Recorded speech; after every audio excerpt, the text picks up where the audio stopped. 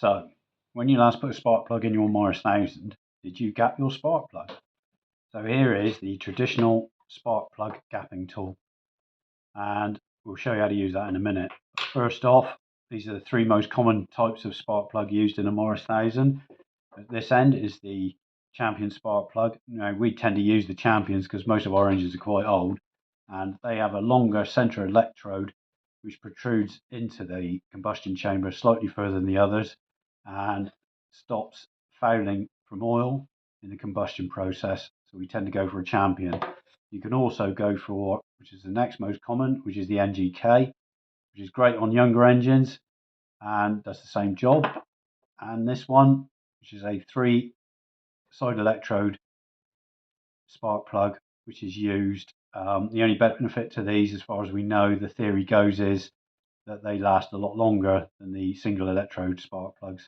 So you can leave them in a lot longer. Instead of taking them out at 12,000 miles, you probably go up to 15,000 miles. But because of the price of spark plugs, frankly, we always change ours out every 6,000 miles, but we always gap our spark plug. Now, you can either use a spark plug gapping tool, but if you haven't got one of those, you can use a feeler gauge. And we set them, as the manual says, at 0.025 of an inch. Now I'm going to hand over to my wife and she'll show you how to gap a plug. Okay, so here we go. I've gone in nice and close so you can see. So this is the spark plug tool here, and it has this edge so that you can put the spark plug on and see the gap that it goes to. So what you'll find is that Morris Minor spark plugs are supposed to be gapped to 0.025 of an inch, but the vast majority of spark plugs are actually set as a minimum at 0.029 of an inch. So it's highly likely whatever spark plug you get, it is going to need to be made smaller and it's going to need to be gapped. So let's just have a look. So what I'm going to do is I'm going to put the side electrode onto the edge and I'm going to slide it along and see where we get to. So that one there is just over 0.030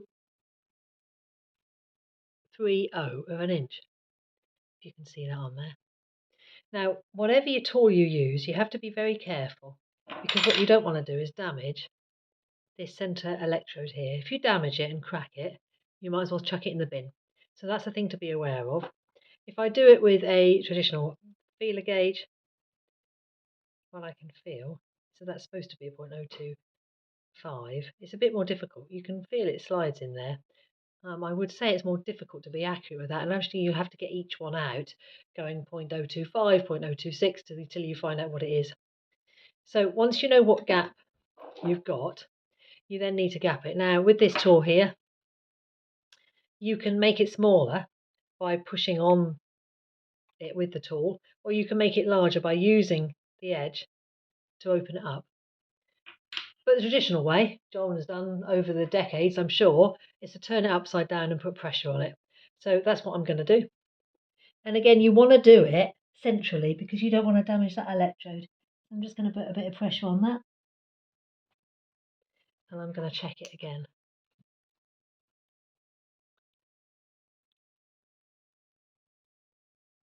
Okay, didn't make a lot of difference that time. Okay, so I've now gapped that one to 0.025 of an inch. Hopefully you can see that on there. And why does it matter? So it matters because what this is doing is it's affecting the gap between the centre electrode and the side electrode. And the spark is going to jump, it's going to come through the HT lead into the spark plug and out the end, and it's going to jump the gap. So the wider the gap, the weaker the spark could be, and also the more voltage it needs to jump. So it needs to be right for the engine. So that's why it's really important. It can affect the fuel economy, it can affect the running as well.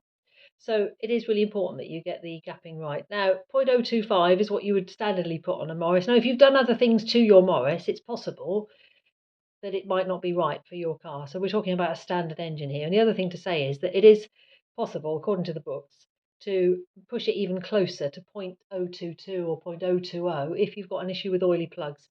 So if you find that's a problem, you can do that. It's a temporary thing, it's a palliative measure rather than a cure, but you can do that if you've got an issue with oily plugs. So just to show, we've got the Champion here, and this is an N9YC. You've got, normally you'd have an AC9C Accu spark plug. These are AC12Cs, they're slightly hotter plugs. And then you've got the NGKs, and these are BP6ES spark plugs. And I'd say, go out, go and have a go, and gap your spark plugs.